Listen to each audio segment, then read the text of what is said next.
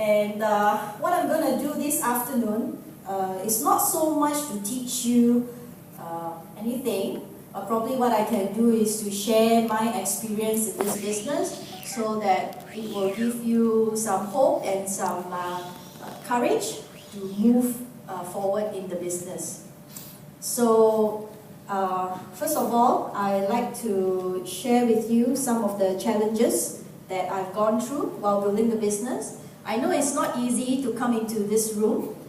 It takes work, it takes effort, it takes commitment, it takes lots of courage for sure. You know, it takes thick skin, yeah, to get into this room. So I know exactly how you feel because, you know, I've gone through all of that before. And maybe what I'll do now is just to share with you some of the challenges that I face.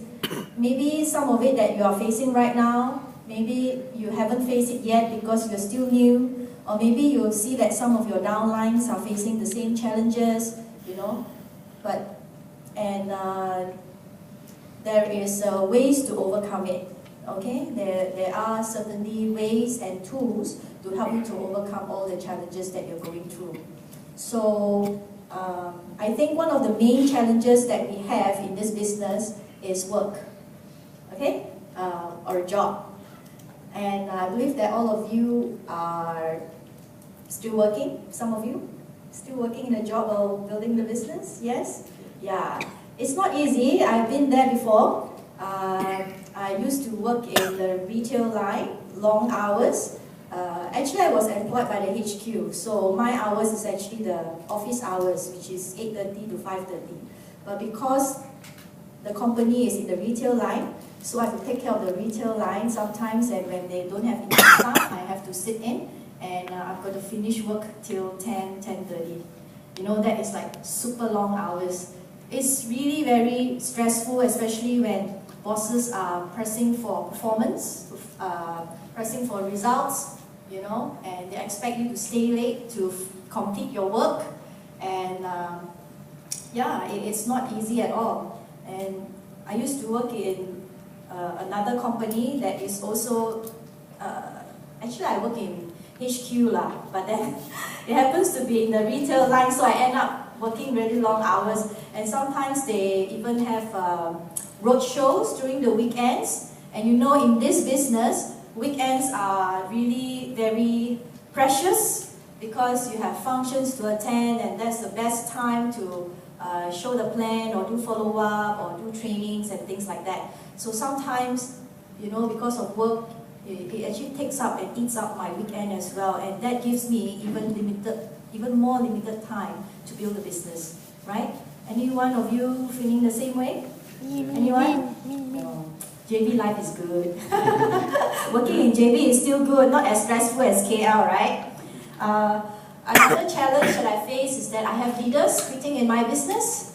Yeah, it's not a fun thing. My upline, Basil Harris, he says, you know, if you have, you know, a newcomer or leaders that quit in your business, what about me? I've got a whole country quitting on me. You know, so he has a huge country and he actually lost everybody in that country. So that actually gave me perspective, and you know, that really kept me going. Sometimes, you know, when the leaders quit, it makes me ask myself, you know, what have I not done? You know, how can I be a better leader? You know, questions like this, I've got to ask myself. If I don't ask these questions, I'll probably quit the business long time ago. If they quit, hey, you know, I can just quit. That's the easiest solution, isn't it? But no, if they quit, I'm going to keep going. Yeah, they quit, I'm going to keep going. That's it. Simple. Well, there are times that business is not growing, okay? Business is not growing. There was a period of time where I felt that I was the only one doing the business because I was alone in the preview. Not to say exactly alone, I still have my uplines around, you know, and that's already very comforting. At least my uplines that didn't quit, okay, and yeah, and it is very depressing, you know, when you keep on working, you know, you're showing the plan, you're making phone calls, you're meeting people, and yet nobody is willing to follow, okay? Me, nobody was willing to follow me. Yeah. During my journey in building the business, I also put on hold in terms of shopping and traveling. One of the reasons is because I know that it's a business, I've got to invest in the business, and I just put my money and invested back into the business. Okay, I love shopping. Okay, I love buying nice stuff. I remember before the business, every weekend I used to go shopping with my mom. You know, KL is a shopping paradise. So, and it was fun, and I just had to put that on hold. You know, for the longest time, I never go shopping, and even my boss notices it. You know, my boss came to me and said that, "What happened to you? You have not been shopping for some while." So, yeah, but it's a small price to pay. You know, it's a small price to pay. It's okay. I built a business when I was still a single, and then, of course, I found the man of my life, and sometimes marriage can be a distraction, okay, where, you know, not the marriage, maybe I would say wedding. The wedding can be a distraction because you'll be planning because it's your big day, you know, your big day, wedding is a big day. So you spend a lot of time planning it, make sure that, you know, everything goes well, and you want to have the best and everything. But luckily, I came into the business when I was still a single, and I hear a lot of speakers, you know, saying that, why spend your whole life working on your wedding while you should be spending your whole life working on your marriage? You know, a lot of times people spend their whole life, you know, planning about their wedding to make it the most perfect one, and then after that, you know, they're not working on their marriage, because marriage is the long-term thing, you know. So, any singles here? Oh, quite a few of you. Okay? So, and then, you know, of course, there are parents' pressure as well. They want the best for their children. They want this and they want that. Everybody starts giving you input on this and that. Oh, and then you got to go to work, and then you got to build the business. It can be a distraction. And then, of course, I have a daughter right now. Pregnancy and having a kid can be distracting as well. Some people use it as an excuse to stop the business because the kid is more important, right? We are not saying that the kid is not important, you know, but by the end of the day, ask yourself, why are you building a business? You know, we build a business because of a better future for our family, our children, right?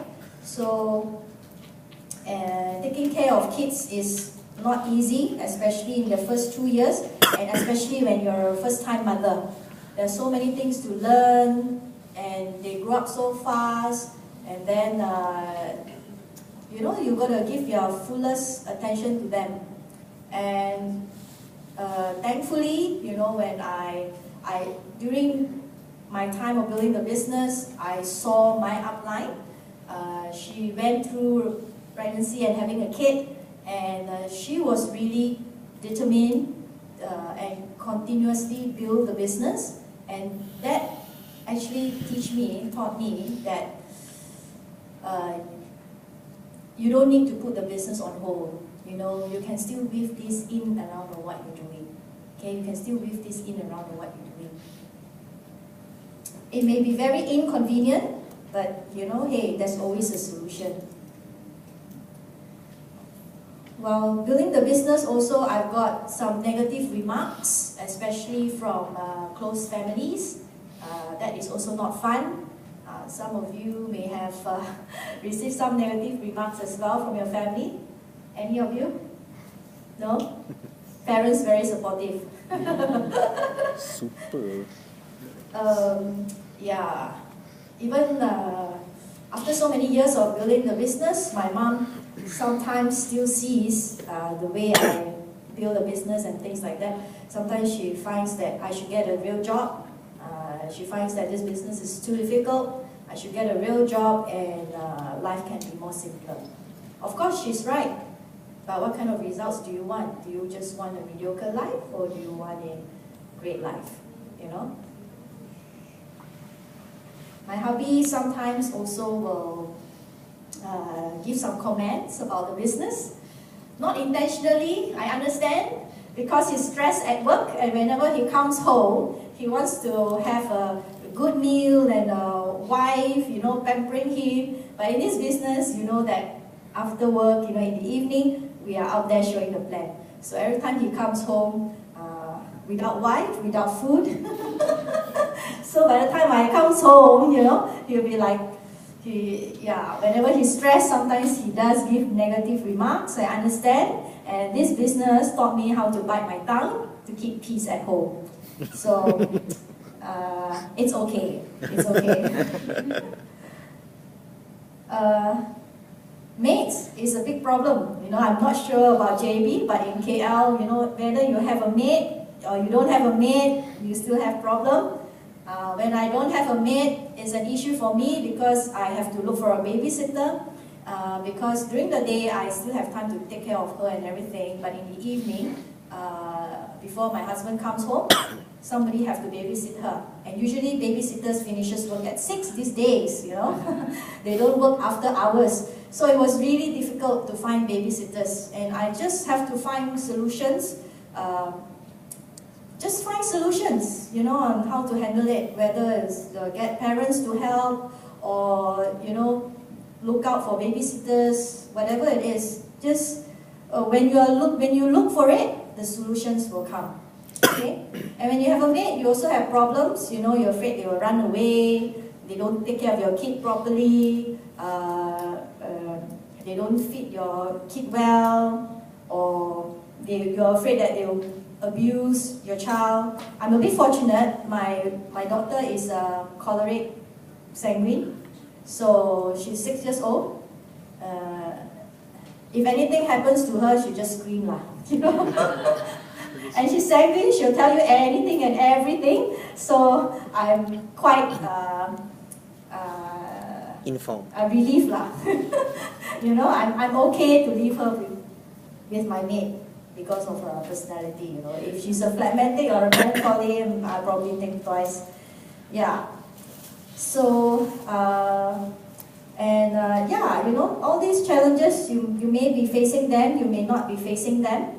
And what I'm just trying to say here is that whatever that you are going through, you know, to build the business, all of the leaders in this room have already gone through. Okay? If not, you listen to enough CDs, you'll find somebody overseas that facing the same challenge or distraction as you. Okay? We are no special. We are no special.